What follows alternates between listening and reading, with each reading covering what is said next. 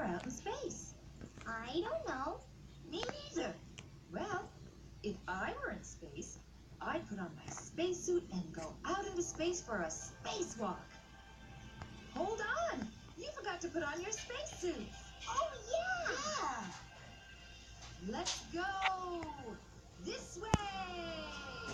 What do we have here? Hey guys, today we are back on another video, and today I will be actually showing you how to play games with the PS4 controller. So let's get into it. Okay, so what you want to do first is you want to hold down Bet you didn't know there was a tickle monster on planet Daddy, did you? Daddy? Where could that be? Hi, Mr. Noodle. Hi, boys. You know, I just got a new refrigerator, and it came in this. The L on the blue one. So R stands for right, so I just need to tap that, and now it will say pairing. Then it will go to Spaceship. This is how to connect The top here. a joycon to a device. Create a door. Here it is. This is how you do it. Hi there, my name's Vince from mymatevince.com, and in this video today I'm going to show you how you can connect your Joy-Con controllers from your Nintendo Switch onto your Android mobile cell phone, so you can use the little game pads as a controller for your Android games. Now unfortunately this won't work on Apple devices. I tried it on this little Apple iPod and it wouldn't even recognise the Joy-Con controllers as a Bluetooth device. So at the moment we are connected to the Switch. You can see that the Joy-Cons are synced up to the Switch.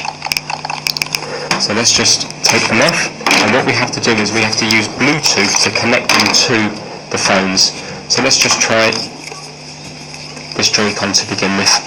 Now at the moment this is still synced up to the Switch, so we're going to have to put it into pairing mode, and if you have a look there's a little black dot there that we're just going to press in. So there's just a tiny little flush button that you just need to push in, and then it will go into pairing mode. So push it in for about a second or two, and now you can see it's gone into pairing mode, so it's looking for Bluetooth devices. Now on your phone, different ways of doing it, so I'll show you one way on this phone and then another way on that phone. So on this phone I have to use two fingers to bring down this menu, and then what I'm going to do is first of all I'm going to turn on Bluetooth by just tapping the Bluetooth symbol, and then I'm actually going to tap on where it says The phone on the table turned off. Her beautiful flag. Right And here. Rosie was very happy she finally got to help with the rocket ship. We can put it on top. Great idea. Right there. That's where the arrow's pointing. I think we're ready for our first flight. Bluetooth. And now it's brought me into the Bluetooth menu, so I'm going to go to more settings, and already it's found available device Joy-Con R for the right one, because this colour here is the right hand one. When I do the next one it will be L on the blue one. So R stands for right, so I just need to tap that, and now it will say pairing, then it will go to connected, and then if you have a look at the Bluetooth symbol up there, when it has actually connected you will get two dots either side of the symbol, and right now that Joy-Con is now connected, so it's as simple as that. And if you have a look at the menu here, you can just scroll around the place and then pick what you want to pick. So I'm just going to show you a game. Now with this it will only work like this. You can't use the Joy-Con grip and put them both in together, so although you will be able to sync them both up to your phone, you can't use them both at the same time like you do when you're playing the Nintendo Switch. So you can't use them like this, you can only use them like this. So obviously you are limited to the amount of buttons, so it's only going to work on very simple games, for example like car racing games or hill climb and stuff like that, because other games, for example if normally you were to use like the right trigger to shoot or the left trigger to do something else, then you haven't got these buttons. You've only got two buttons at the top here.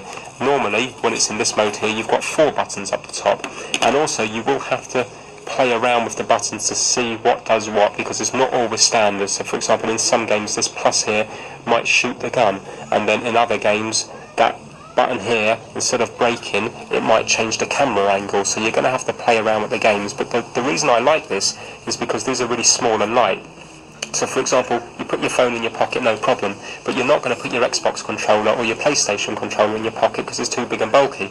But this will hardly take up any room at all. So it's just a nice little benefit to be able to play a game on your phone without having to use the touchscreen. So a game that does work really well is a game called Asphalt 8, which is a car racing game. So let's see if I can use the joycon to actually Whoops. load it up. So I'm going to go to there and I'm going to try and press A. Right, and that's brought me into it. So now I'm going to put that there, and it says here gamepad disconnected. And now it says gamepad connected because I had this testing beforehand. So I'm going to go to resume, so I'm going to press A to resume. And if you have a look now, on this particular game, let me just pause it for a second.